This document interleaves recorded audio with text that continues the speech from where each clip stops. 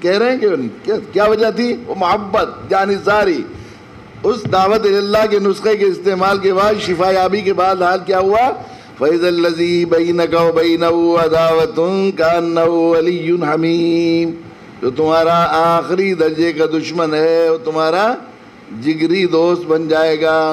خالد ابن ولید کون ہے؟ مکہ کے جری سپہ سالار.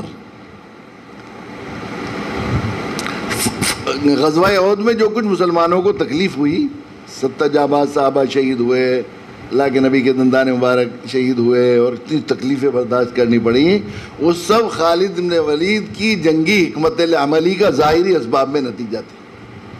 محدثین نے لکھا ہے کہ احد کی پہاڑیوں پر ایک سنہری تلوار لیے تلوار گھماتے پھرتے تھے، گھوڑوں کی طرح ٹاپے لگاتے تھے، ادھر سے ادھر ادھر سے ادھر.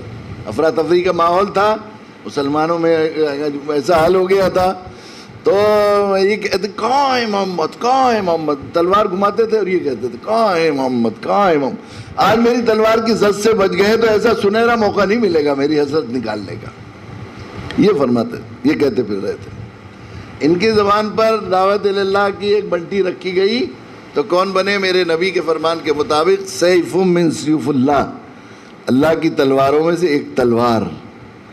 اور کیسے جانس، یہی خالد بن ولید جو احد کی پہاڑیوں پر سنہری تلوار ایک لے کر جو ہے ادھر سے ادھر ادھر سے ادھر ٹاپے لگا رہے تھے، پوچھ رہے تھے کہاں ہے محمد، کہاں ہے محمد.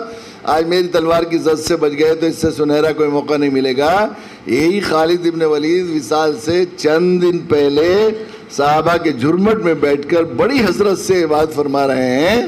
محدثین نے نقل کیا یہ واقعہ کہ ساری زندگی حسرت کرتا رہا کہ پیارے آقا کے چہرے مبارک کو جی بھر کے دیکھوں، مگر اب ادب اور عظمت کی وجہ سے کبھی چہرے پر نگاہ جمانے کی ہمت نہیں ہوئی.